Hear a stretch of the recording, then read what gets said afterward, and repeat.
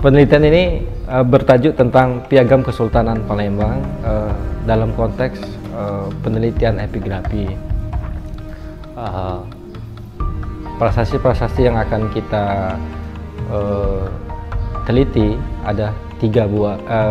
Awalnya ada 3. Yang pertama itu koleksi dari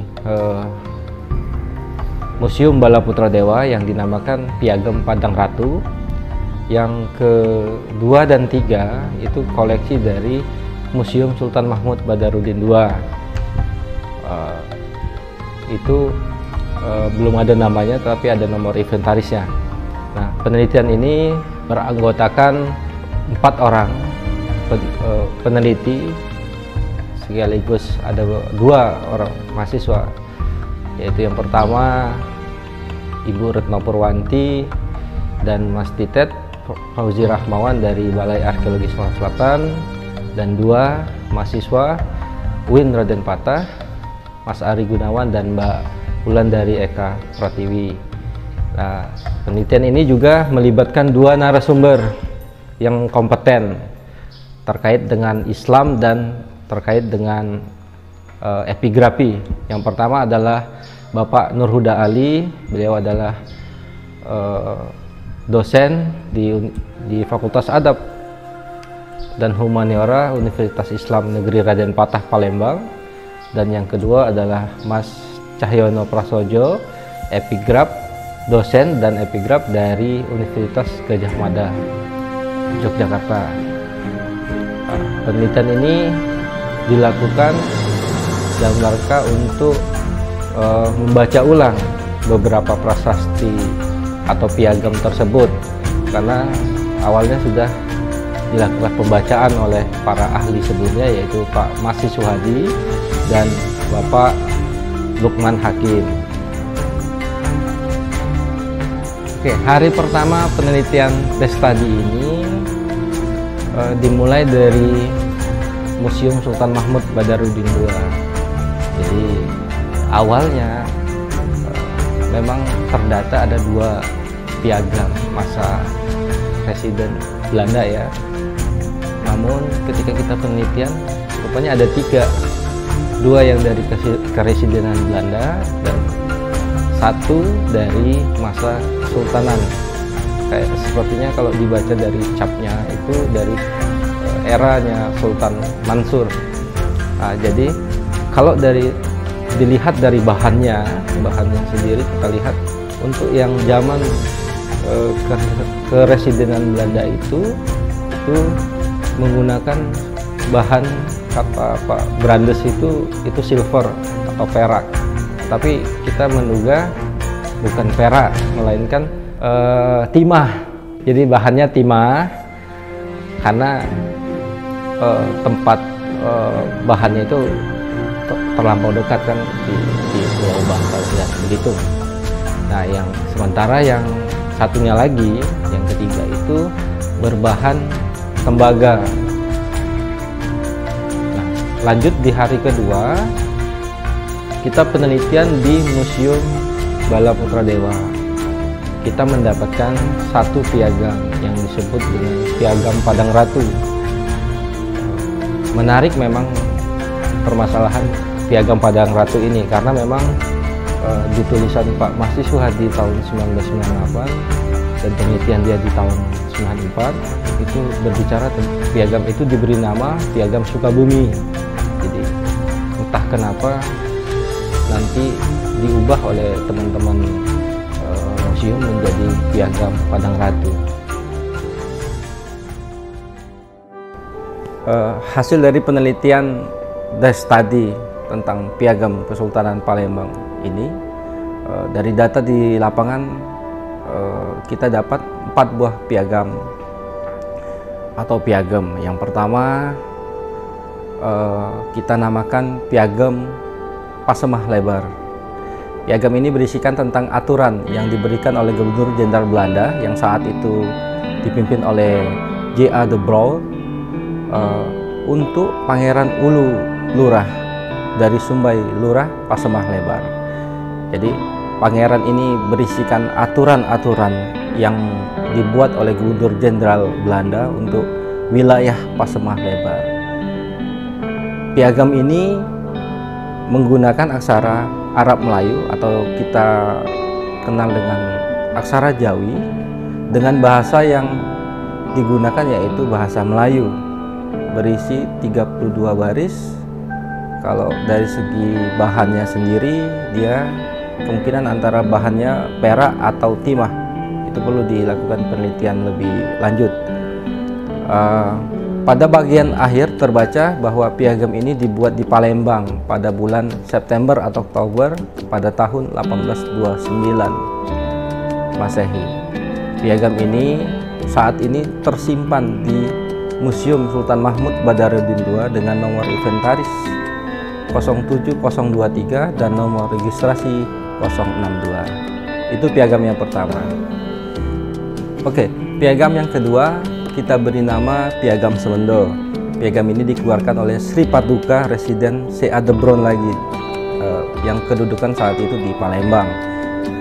Dibuat pada bulan Agustus tahun 1854. Jadi isinya ini surat dari pemerintah Belanda untuk Pangeran Anom yang merupakan pasirah dari Semendo. Terus tentang penerapan aturan, isinya itu tentang penerapan aturan Sindang Merdeka untuk wilayah Semendo dan sekitarnya. Terdiri dari 15 pasal menggunakan aksara Jawi atau Arab Melayu. Bahasa yang digunakan yaitu bahasa Melayu, dan dia saat ini tersimpan dan menjadi koleksi Museum Sultan Mahmud Badarudin II dengan nomor inventaris 0722 dan nomor registrasi 061. Masih dari koleksi Museum Sultan Mahmud Badarudin II, piagam ketiga ini kita beri nama Piagam Komering dengan nomor registrasi 040111 dan nomor registrasi 675. Jadi prasasti atau Piagam Komering ini semestinya dia banyak lembaran, tetapi memang karena yang dibeli oleh museum dan yang diambil oleh museum itu hanya satu, dan satu ini adalah bagian awal dari Piagam Komering ini. Jadi memang piagam ini menjadi koleksi museum itu sejak tahun 2010 melalui proses pembelian saat itu. Ukuran piagam panjang 32, lebar 5,2 dan tebal 0,3. Isinya mengenai layang piagam Pangeran Ratu yang kemungkinan kalau kita melihat dari capnya itu adalah Sultan Mansur kepada Depati Selonjor Komering. Jadi ini untuk wilayah Komering, tentang kalau dibaca awal itu ya terbaca tentang hutang piutang. Nah, sebenarnya prasasti ini dibagi dua istilahnya. Kalau yang bagian capnya itu menggunakan aksara Jawi dan bahasa Melayu. Nah, sementara di bagian barisnya itu ada 3 baris, itu aksara dan bahasa yang digunakan adalah aksara dan bahasa Jawa dengan Honosorokonya. Nah, kemungkinan Piagam Komering ini dibuat oleh Sultan Mansur itu pada tahun 1115 Hijriah, atau kalau kita kolaborasikan ke Masehi itu sekitar tahun 1703. Yang terakhir adalah yang keempat, Piagam Tanjung. Di awalnya Piagam Tanjung ini menurut Pak Masih Suhadi itu berasal atau dinamakan sebagai Piagam Sukabumi. Namun kemudian ketika pihak Museum Balaputradewa membelinya, itu dinamakan Piagam Padang Ratu. Nah, kenapa berubah seperti itu ya banyak hal sebetulnya, karena memang saat Pak Mahasiswadi piagam itu masih di Desa Sukabumi, ketika museum membelinya itu berada di Desa Padang Ratu. Ya, pasti bertanya kenapa nama itu berubah lagi, karena memang kalau dari konteks EPI sebenarnya kalau dalam penamaan sebuah prasasti itu ada 3 hal. Yang pertama tempat penemuannya, yang kedua nama desa yang ada di dalam prasasti atau naskah itu, yang ketiga adalah tokoh atau rajanya langsung. Nah, kami memilih yang nomor 2 karena untuk yang nomor pertama tempat ini berpindah-pindah, makanya kami stay-nya di poin nomor 2 di FP itu ya memilih Desa Tanjung sebagai nama, jadi piagam Tanjung itu yang menurut kami. Nah, piagam ini berbahan tembaga, sama seperti halnya dengan piagam Komering tadi, dia berbahankan tembaga. Nah, piagam ini berisi 13 baris dengan isi tentang piagam yang diberikan oleh Kanjeng Sultan. Kemungkinan ini adalah Kanjeng Sultan Abdurrahman untuk Pangeran Mangkuhanom dari Desa Tanjung. Nah, teridentifikasi bahwa piagam ini dari tahun dibuatnya itu sekitar tahun 1690 Masehi. Benar, memang ketika itu kemungkinan masanya masa Abdurrahman.